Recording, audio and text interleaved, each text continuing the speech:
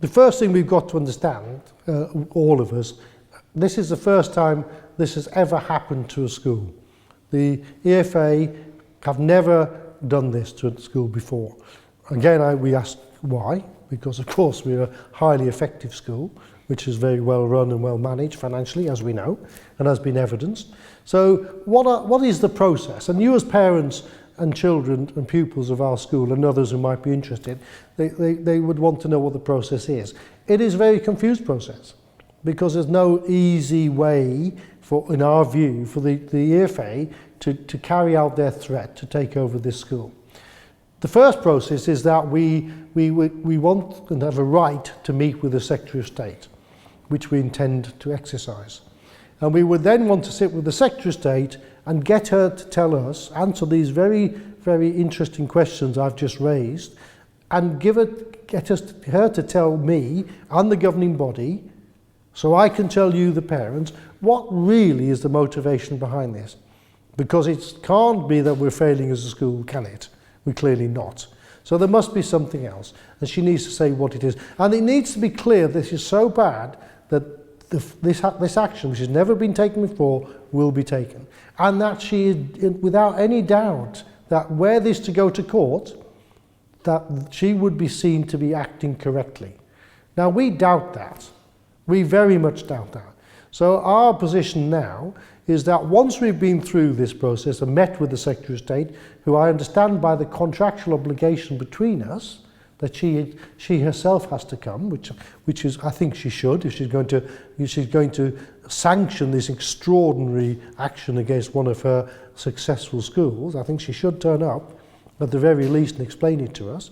If after that meeting she is determined to proceed with this extraordinary action, then of course we will reserve the right to challenge the legality and the validity of what she's doing in the courts of law, where we believe firmly and honestly that we've done nothing wrong which would justify such action.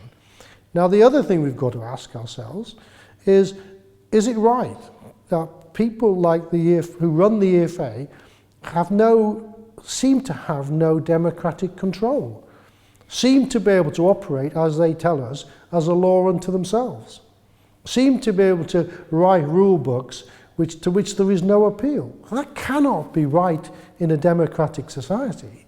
It can't be right just in terms of natural justice. This isn't correct. There's something not sitting right here. And that's why we want the Secretary of State to explain what we're missing, because we must be missing something. And when we get that, we will then make a decision. Now, if she's right and she comes up with something we've never heard of, we will acknowledge that. But if she's wrong, and we believe firmly that she is, then we would hope sense will prevail.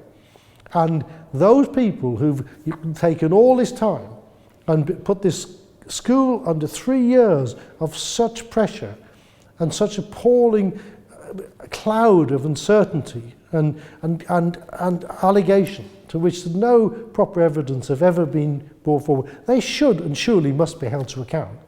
How much public money have they spent in this obsession with this school? This small group of what I think are unelected, unaccountable people who seem to have immense power.